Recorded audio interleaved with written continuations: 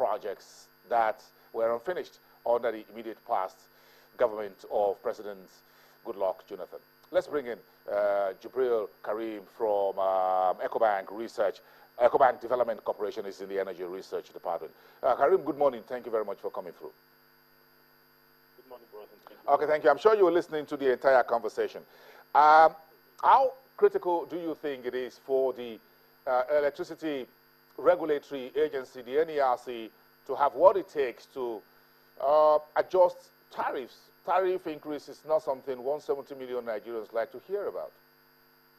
Okay, I think we have to look at it from two hands. We have to look at it from the justification by the NERC to increase the tariff. And we have to look what the components of the tariff increase. For the justification part, we know earlier in the year, or sometimes towards the end of last year, the CBN provided about 213 billion in loan facilities to various discos and the generation companies. And part of the agreement, we provided that loan because there will be a new MITRE 2.1, which will replace the MITRE 2.0. And a new tariff system will take effect from the 4th of June. The tariff system has already been implemented for the industrial and commercial areas, and it was set to commence for the residential areas from the 1st of June, but there was a cost injunction by a consumer. Well, the justification is that the tariff needs to go up because the distribution companies are still unable to pay the debt back to CBN. That's one angle of it. And the other is that the distribution companies have been falling behind in the payment to the Nigerian Bulk Electricity Trading Company. The NBED estimated that various discos are owing the company over 10 billion naira and only paid about 54% of electricity consumed in April, 70% in March, and only 80% in February. So with this backlog of payments being owed by the distribution company, which are the cash cow of the whole power sector value chain, it is important that the revenue collection increase significantly in order to repay the loan as well as remit the consumption charges to NBED. Then, when we look at what comprises the price increase itself, that is where consumers might begin to have some issue with NERC. First, we have the fixed part of it, the fixed charge and the consumption charge. For the fixed charge, I think there is a good justification for a reason why a consumer would want the NERC to provide stable electricity before implementing a tariff increase in that aspect. Because regardless of whether electricity is consumed or not, the fixed charge will be charged to the customer. And the NERC is looking to also increase the consumption charge by about 7%.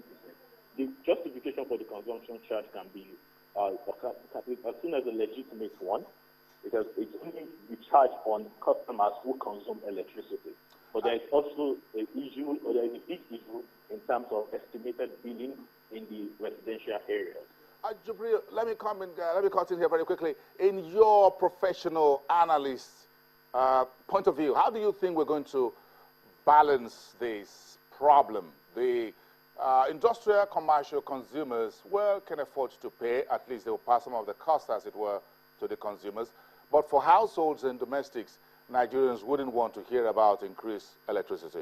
Then you have the discos, the distributing companies, not being able to pay back to the government agency that sells electricity to them. That means the government isn't making money. But the central bank, on the other hand, is also funding this arrangement. This looks like a very hard nut to crack. Does it look like to you? I think one of the most important and the only legitimate forward will still have to resort to tariff increase. How that is now implemented is different entirely. When you look at the metering system, meters have to be distributed effectively by the distribution companies to various residential. We have issues where estimated bills are very, very ridiculously high for certain commercial, for certain residential areas. This has to be fixed.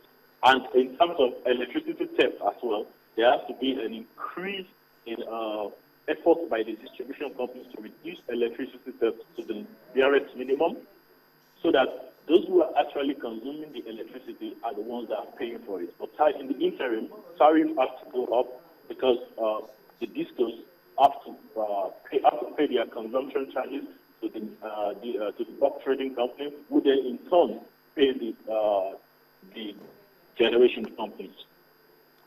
Okay, thank you, Jubril Karim. Let's leave it there today. We'll get to talk to you in the days ahead.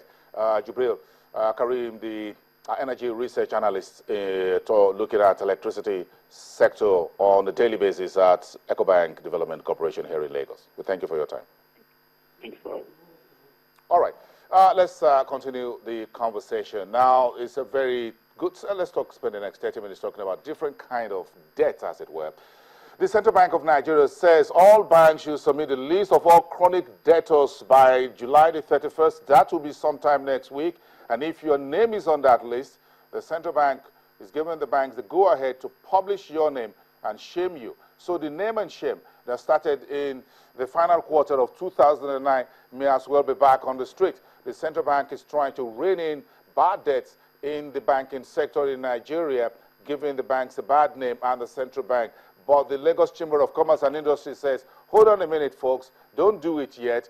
Perhaps we have a solution. Now we're getting Dele Alimi, who is the director in charge of membership and training at the Chamber, to talk to us in the next 1 or 2 minutes. He'll be here for 15 minutes to give us the views of the LCCI. Perhaps you've read that in the media. Later on the program, the state of the state government debt is still out there. And the guys from Budget is giving us something very interesting on Twitter. Nigeria is owing about 12 trillion naira. And if we repay that debt at the rate of 1 million naira per minute, it will take 22.95 years, about 23 years, to write off Nigeria's total debt.